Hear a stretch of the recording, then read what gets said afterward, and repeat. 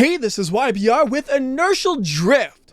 So this is a racing game, but it has this intro which I really like. So I gotta let the intro play at the start of this video because it has a really cool look to it. It's like an old school anime look, and it really reminds me of like the very first season of Initial D or the Wing and Midnight anime. And I just think it looks really, really cool.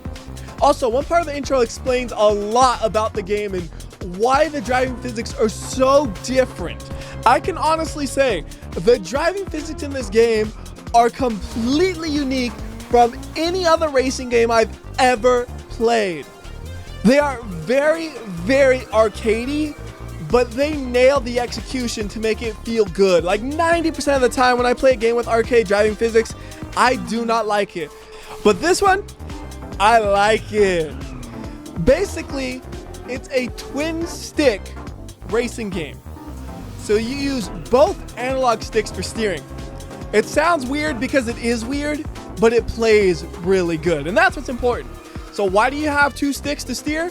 Because of this thing inside of the car.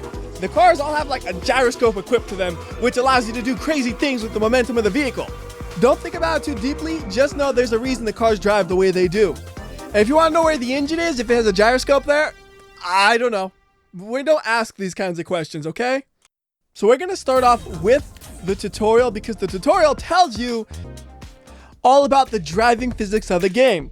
So this is the way the storyline is delivered. You'll have a person talking and what they're saying is in the bottom of the screen. There is no voiceovers. So I have two options here. I can read aloud what they're saying, but that can be really confusing because you'll have a conversation between multiple people and then they all sound the same, or I do really dumb voices like one person sounds like this and another person sounds like this, and nobody wants that. So what I'm going to do is I'm going to leave the text on screen long enough for you to be able to read it, and then also I'll give you a summary of what they're saying if you don't want to read it. So this is Gunner, and he's the guy who's going to teach us how to drift. Now looking at him, I would not trust him at all to teach me how to drift, but he seems to know what he's talking about. And the funny thing is he's here for the tutorial, and then he just seems to vanish. I don't know if he ever comes back at all, or if Gunner's just here to teach you and he's gone. It's really weird.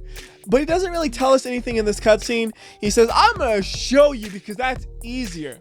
The one thing he does tell you is if you crash into another car, it doesn't matter because you will phase right through each other thanks to phase shift impact prevention systems that have been fitted to the vehicle. So all I have to worry about is driving on my line, and that is it. So as I said, this is a twin stick racing game. You have regular steering, and then you also have crazy drift steering as well. And if you use the regular steering only, you'll realize it does not do much at all. So right here, I'm going to use just regular steering.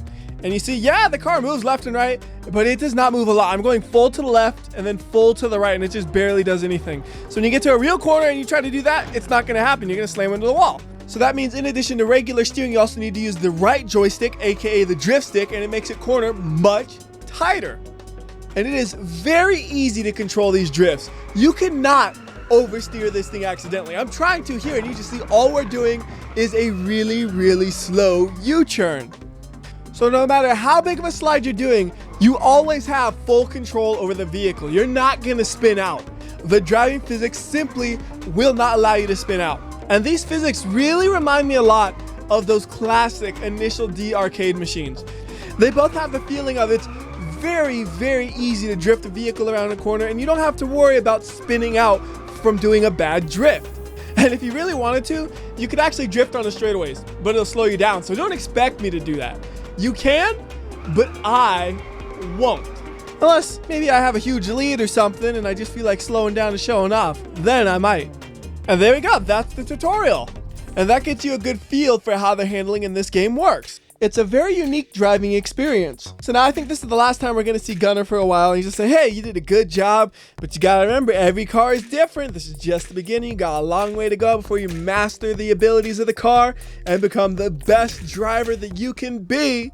So now we're going to start off story mode, and it's going to introduce a lot of characters really, really fast. So first we have Ada. They introduce all of the other characters by saying, hey, who wants this drink? And then that character comes in like, yeah, that's my drink. For example, this is Iba, whose name is one letter off of everybody's favorite word. Next up we have Viv, who is the most forgettable character. For some reason I always forget about them, but the other ones I can remember pretty well. And then lastly, we have Edward, who just gulps. That's all he does. He goes gulp, gulp, gulp, ah. And Edward is the guy who stands out the most because he has a backpack. Like, I can remember Backpack Man super easily. Well, also, Ib is easy to remember too. He just has a little bit of a different skin tone to him. And by that, I mean, he black. So after they get their drinks, Edward's over here like, hey, you guys want to go for a drive? And then they're like, no, I don't want to go for a drive. I need to practice my driving. Yeah, I thought I was reading it wrong, but I double checked. That's literally the excuse they used. I don't quite understand that. But they're going to practice for the Summer Grand Prix, which is a race that takes place on multiple tracks. So eventually they say, hey, wait a minute. Why don't we go to those tracks and practice on them to prepare for the Summer Grand Prix? And they're like, hey, that's a good idea. That's what we're going to do. And then when they all agree, okay, we're going to go practice driving, I was like, hold on a second. I don't want to practice. We talking about practice? Edward ain't about no dang practice. He just want to drive, man. He don't care. Yeah, I don't know what's up with Edward. He wants to drive, but if it's practicing driving, he doesn't want to. Edward, you a strange man. If everybody else is practicing, you can just drive. It's basically the same thing. Nobody cares, my dude. And he's just like, I don't want to practice. I don't want to know about studying lines, apex, pel technique. I don't want none of that. I just want to drive. So all I want to do is drive. So out of all the characters and their character, I don't care for Edward. He doesn't want to practice, man. Practice makes perfect. And I like being perfect. But eventually they convince him to go along. So they're going to all go and practice for the Grand Prix. And Ada don't really care. They're like, woo, road trip. And they don't really care about practice either. So now we got to choose our car. We have 3 options available. And when we choose the car, we also choose our character. So we got Edward with his Terra Dart. Then we got Ada with the Da Vinci Gecko. And lastly, we have Iba with the HPE Dragon. Now, I tried out this car a little bit, and it is much harder to control than the other vehicles. So I'm going to start off with the easiest one to control, and as I get used to the physics of the game, I'll be able to drive the more difficult ones. So we basically have 2 options here, and I'm going to choose purely on color. Do I like the really light blue or the yellow? I like the yellow. You know me and yellow cars. Yellow cars are great. And now Viv is back saying, hey, Edward, are you ready to practice? And Edward's like, wait a minute. I don't want to practice. Seriously, Edward, I don't get why you hate practice so much. I should have never chose you. I should have chose a different character. Because all the storyline stuff here is based on which character you choose. So when you choose Edward, he just complains about practice the whole time. And everybody else is just like, Edward, please practice some. You're going to be an awful driver. And Edward just come back with, no. Every time, no. I don't want to practice. I just want to drive. And eventually Viv smartens up. He's like, you know what? Fine, whatever. I don't care anymore, Edward. You do whatever you want. So now with Edward happy, we can go ahead and do the very first race. And this one is a time attack race. Now it takes place on the exact same track we used for the tutorial, but this time we have Edward in his yellow car. Now on this one, our goal is to beat the time attack time, and we have 3 laps to do it, and there are 3 possible times that we can beat. You'll notice there's a really big range. Gold is 1 minute and 6 seconds, and then bronze is 2 minutes. If everything goes according to plan, we should be able to get gold on the very first lap. That is, of course, assuming I drive good. Ooh, that was so close to crashing into the wall. I don't think I hit it, but I was so close, I might have touched it just the littlest amount. I have noticed a lot of the time you can get away with making contact with the wall, and you won't lose that much speed, especially if you're in the middle of a drift. You can really smash into the wall in the drift and only lose a little bit of speed, which you can easily recover on the next straightaway. And when I look at the graphics, there are 2 other games that come to mind for me. First one is Automodelista on the PlayStation 2, and then the second is GT Pro Series on the Wii. Both of them have that kind of cell shady-ish look to them. I don't think they were actually cell shading, but they were very similar to the looks you see here. Both of those games have kind of been forgotten in time, I think. And that time is fast enough for the gold, so if I don't want to finish this, I don't have to. I can just hit finish event, and it says, hey, you got the gold medal. All right, great. And now Edward's back in a cutscene, but this time, he's not complaining about practice. Thank goodness. This time, he's bragging about how good of a driver he is. Well, I guess that's an improvement over whining about not wanting to practice. Yeah, I think I should have chose the other character because that way I wouldn't have had to be Edward. I didn't think about that at the time. I just picked the car because it looked cooler. Okay, I admit it. Because the second she mentions racing another person, he starts to sweat. Oh, I'm not ready to race yet. Well, maybe if you practiced more, you would be ready to race, Edward. And Viv was just like, fine, Edward. You know what? If you're afraid to race them, you can race their ghost instead. Is that okay, little Eddie? And it's just like, okay, I guess I can give it a shot. So we're going to race their ghost. And then eventually we will race them. Oh, one thing that's kind of funny is when I was using the faster car here, in that little intro zone where I don't actually have control over it, the faster car slammed into the wall. So that one is so hard to control. The AI cannot control it for a single corner. There is a pretty big difference between the two vehicles because with this one, I can pretty much go around every corner and just floor it the whole time and never let up, and I'll be okay. If I tried that with the other one, I would be slamming into the walls all the time. With that one, you actually need to slow down on the corners and be careful with the way you drive. So it really does feel like a different difficulty to the game. When you drive this car, you're just getting the feel for the way the handling works. You don't have to worry about slowing down. Save that for later when you get the more difficult to control cars, and then it just kind of adds another layer to the game. It's like, okay, now I need to worry about actually slowing down quite a bit more. I can't just power through every corner like I was doing before. So I had to beat a time of 106. I did that nice and easily with a time of 58 seconds. So now Ada is back, and unfortunately she made the mistake of talking to Edward. And she was just saying, hey Edward, you did a pretty good job there. By the way, did you notice the ghost you were racing against slowed down the corners?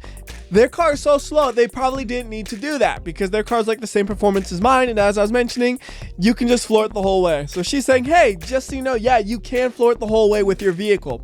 And if I remember correctly, when we had the other character with the vehicle that couldn't just floor it the whole time, it was a different conversation with a different character. So it does have a different storyline depending on your character. In the end, it's pretty much the same thing. You go from one track to the next in the same order. It's just the conversation you have with the characters will be different. So now Edward finally has the guts to go and race Esme. So here's Esme. She also has a backpack. So backpack gang, rise up. And she's saying, oh, I'm also a beginner racer. I'm not that good, but we're both beginners, so we're going to have a fair race, right? No, I practiced. You are done for, Esme. Although, I got to admit, her car looks cooler than mine. It looks way cooler than mine by far. My car is kind of strange if you think about it. This is basically a hot hatch that's rear-wheel drive. That's very, very rare. Also, you saw the phasing right there. We went right through their vehicle and did absolutely nothing. So it's supposed to be this is a race against them and not their time. But the only real difference between the two is the interface. On this one, you don't have a time to beat. You just have how far behind or ahead of you they are in the top right corner.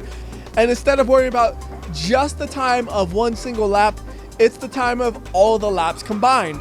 Otherwise, though, it's pretty much the same as a time trial because you're still racing a ghost. You're not actually racing their car, so you can't just block them and drive really slowly, which is a strategy I would use a lot in games like this. When you have really tight corners and you make a mistake, what do you do when you're going way slower than the car behind you? You slow them down. That's the pro strategy there. I would use that in Initial D all the time. Although a lot of the time it wouldn't work, because I would always be like, I'm going to drive the Suzuki Cappuccino, which is the smallest car in the game. It's really cute looking and I love that car, but if you're trying to block another car with that car, that's a mistake. You should pick a big fat car if you plan to block them. But it's never I plan to block them. I plan to drive perfectly, so I don't need to do that. And then I crash and then I need to block them. But it doesn't matter because here you can't block them at all. You're basically just racing a ghost where you don't know the final time of it, and it's for 3 laps instead of just 1. And if you look at the timer in the top right corner, we are about halfway through the race, and we are beating them by about 8 or 9 seconds. So if I do really, really well, we will win this race by almost 20 seconds. This is the very first race, mind you. I'm sure they'll get more difficult as we progress in the game. Aside from the driving physics, there is another thing here that really reminds me of Initial D. When you're racing against somebody, every now and then they'll talk to you up in the top left corner of the screen. There they are. That exact same thing happens in at least some of the Initial D games. I know for certain it happens in the PlayStation 3 one, but it probably also happens in a bunch of the arcade ones as well. Although I will admit, I don't pay attention to what they're saying at all, because in this one you actually have to take your eyes off of the road and read the text. If I remember correctly, in the Initial D game, they don't even have the text on the screen of what they're saying. It's just they talk to you and you can hear it, which is a lot easier to do while you're driving, because if you gotta look at the text box in the top right corner of the screen in the middle of a corner, that's a good way to accidentally mess up a corner and crash into a wall. Although if I wanted to, I could totally crash into a wall and I have nothing to worry about. I got a 16-second lead on them. I'm just crossing my fingers that future races will increase the difficulty to make things more interesting, because if I win every race by 16, 17 seconds, that would be boring. I doubt that'll happen though. So apparently that was Edward's first race ever. You know what Esme says though? She says, I'm gonna practice so I can become a better racer. Something Edward will never do. And then here comes my Iba, who says, hey, you're doing pretty good learning to race, man. You know, eventually you're gonna actually want to practice and become a good racer. And we're like, haha, no way, bro. I don't actually want to become a good racer. I just want to drive in circles and have fun, man. So now we've unlocked a new area we can drive in. And one thing that's really cool about this area is it looks completely different than the one I was driving in before. And you can kind of tell just based on the background, this is a new place. This is in the city now. So not only does it look different as we're driving, but it's also going to be a different kind of course. You're now more on city roads, so you have tighty corners, which means, hey, you might actually need to brake some. I'm assuming that's going to be true because I've only actually played the game up until this point, and originally I was going to end the video once we unlock this zone, but I decided, you know what? Let's go ahead and do a race here, because I want to see what this place looks like when you're actually driving, because it looks really cool looking at the background. So she introduces us to Towson, who is like the racing dude here, and he wants to become the best racer in this town. He's not going to be beat by some amateur who's out of town, doesn't know what he's doing, like me. And I have two choices. I can go ahead and race him immediately, or I could go and practice first, learn the course, and then race him. I'm gonna race him immediately. I don't need no practice. I'm Edward. You will never see me practice ever, because I hate practice for some reason. And they're a pretty cool looking car, actually. It kind of looks retro-ish, but at the same time, it looks futuristic. Like, you took an old retro car and then you tried to make it look futuristic with aftermarket upgrades. And one thing I just thought about right there, seeing them launch off the line so fast, I wonder if there's a better way to actually launch off the line, because so far every time when I'm launching off the line, I'm just flooring it. Like, I don't know if you have to do like a perfect launch and to launch a little bit better. Oh hey, look at that. At the top it has a score thing now. So this is kind of like Tokyo Extreme Racers, I guess, where when you're in the lead you get points, and once you get so many points you win. And I'm assuming the farther ahead you are, the more points you would get. That's how the system worked in Tokyo Extreme Racers, and based on how similar this game played to Initial D in the earlier ones, I would not be surprised to see some influence from Tokyo Extreme Racers in this game. That's kind of funny. I actually was making sure I didn't crash into them there, but it doesn't matter because we phased through each other. And that was not a good corner. I actually smashed right into that wall because I do not know these corners. Thankfully, when I'm behind them, I can use their brake lights to judge if I need to slow down for a corner. Like, I saw them brake quite a bit there, so I'm going to brake quite a bit here. And I did the corner great thanks to them. So if I pass them, I will actually be at a disadvantage because I don't know what's coming up on the course, but they do. So I saw like just a little brake here, so I do just a little slowing down. See a little brake there, so I'm doing the same thing. Oh, come on, pass them. Yeah, no, yes. So we actually phased through them for a second there, but I am in the lead. Unfortunately now, I don't know what corners are coming up, so this is sketchy. I am getting points though, which is nice. I have 4 points. 5 points. There we go. Oh, see, yeah. So they were like right behind me and my points weren't going up much. I did way better on that corner than they did. My points just started to skyrocket. We are already up to almost 100 points. We are up to 100 points. And I just got to remember what we did last lap for this lap. Yeah, okay. I followed the other guy and just did what he did. So that's not much help at all. I have a little bit of a lead on them, so if I make a mistake, I'll be okay. You know what that means? Take every corner stupid fast, and if you crash, it's okay. That's going to be my strategy. You know, one thing I kind of thought about right now is so far for all the driving, I basically always maxed out the analog sticks. Like it's full left, full right. I've never actually hit them only partially. What I need to test later on is seeing if you do only a partial analog stick movement, is there any benefit to that? Because it does seem like you would slide less, but is there a reason to? Like, do you lose less speed and you'll actually end up going faster? Maybe. One thing for certain, without the AI in front of me to guide me, I'm smashing into the walls quite a bit. I've already smashed into 2 walls to this tighter section. I'm sure there will be more. But my points are going up super fast. I'm going to win super soon if I don't slow down by crashing so much. Oh, AI, where are you in front of me when I need the help? Yeah. Okay, let's just crash in every corner. You know what? I got such a big lead, it's okay. The points are still going up, just not as fast as before. This section, if I remember correctly, I can go full speed through it, and the AI does not go as fast as me. So this should put some distance between us, and I should be getting some points. I think it looks like it's going to top out at 1,000. Once we get to 1,000, we will win, right? Woo! There we go. There's a win. I just come to a complete stop right in the middle of the road when I win. Okay. Oh no, I don't know what they're gonna say. This isn't on the script. Thankfully, I can add it on now. Towson, he's gonna go and practice more. Edward, he just laughs like, I don't need no practice. So now my Iba comes back and he's like, hey, how'd the race go?